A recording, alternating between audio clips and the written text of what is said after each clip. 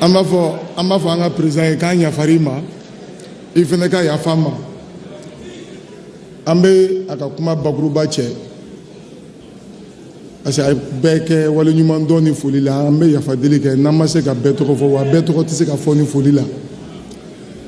Nka an ka président du comité de pilotage ye kuma ta ni laadala bonyamasegin ni foli ye président n'a baarakɛɲɔgɔnw na k'a jira jamanakuntigi la i ye baara mun kalifa an sera baara kuncɛyɔrɔ ma. Baara in Mali kɔnɔ bi jamana o jamana bi yan, tagabolo bi yan, siya o siya bi yan, diinɛ bi yan, a bɛɛ de jɛra k'i da don nin kuma la, wa mɔgɔ tɛ yen min balila k'i kɔnɔta fɔ, wa a bɛ waleɲuman dɔn kɛ ka taa bɛɛ ma. An ni mɔgɔ mɔgɔ sigira ka kuma dialogue ko in na. Président du comité ko comité de pilotage mɔgɔw kalanna nabagaw fɛ Mali ko la, Mali degun na, Mali tɔɔrɔ la, wa a bɛ layidu di, a bɛ kɛ gafe ye. Gafe min bɛ bila jamana in tariku la don min tɛ bi ye. O don an mɔdenw, an tulomasimaw u bɛ n'a dɔn ko ko dɔ nana Mali la, a bɛnna jamanakuntigi dɔ tile ma, a ye min kɛ ka ɲɛnabɔli kɛ, o ye sigi ka kuma ye.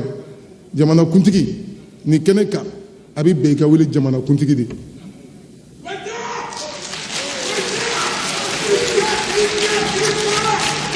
N'a fɔra i ma yan ko masakɛ i ka titiri don, n'a fɔra i ma ko jamana ɲɛmɔgɔ i ka titiri don, nka nin kɛnɛ in kan i tɔgɔ jɛ ye jamanakuntigi de ye. Munna i tɔgɔ ye jamanakuntigi ye?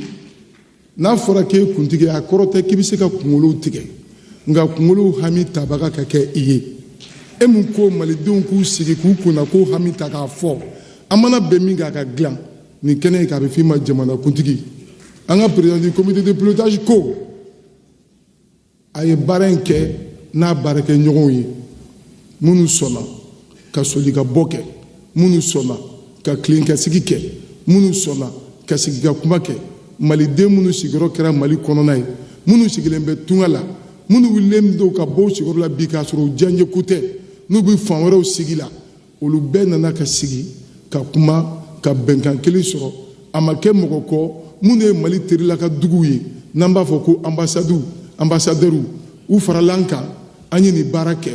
Baara ma kɛ ni fosi ye Mali keleya kɔ, a ma kɛ ni fosi ye Mali bɛnkan kɔ, a ma kɛ ni fosi ye Mali sigi ka kuma kɔ, a ma kɛ ni fosi ye fɛn min b'a to an b'an to bi la ka bi dilan ka sini dilan. Laɲini kɛra ni o ye ka da i yɛrɛ ka miiri kan, ka da i yɛrɛ ka hami kan, ka da i yɛrɛ ka ɲinifɛn kan. O la a ye foli ni waleɲuman dɔnni kɛ. An bɛ yafa deli kɛ wagati janfara n'an k'an bɛ mɔgɔw ta o tɔgɔ ma k'u fo. Kuma bɛ janya kelen wa adamaden baara dɔw ɲinɛ bɛ kɛ dɔgɔ ɲinɛ mana kɛ min kɛ o bɛ jɔ a yɛrɛ la. Nka comité de pilotage président ko k'a minɛ i la k'i fo, k'i baarakɛɲɔgɔn minisiriw fo, ka premier ministre fo, ka CNT n'a jamakulu fo.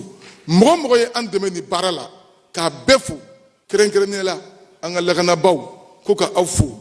An jatigi minnu bɛ yan n'o ye CICB directeur n'a ka jama ye ka bɛɛ fo, dugutigiw, diinɛ ɲɛmɔgɔw, a ɲinɛ tɛ se ka kɛ aw kɔ bari jamana in a jɔsen fɔlɔ ye aw ye, ka aw fo. A ma ɲinɛ ɲamakalaw kɔ, a ma ɲinɛ comité mɔgɔw kɔ, commission président a ma ɲinɛ aw kɔ. O la an bɛ kuma nɔgɔya yan, kuma datugu kuma bonya bɛ segin bonyatigi ma.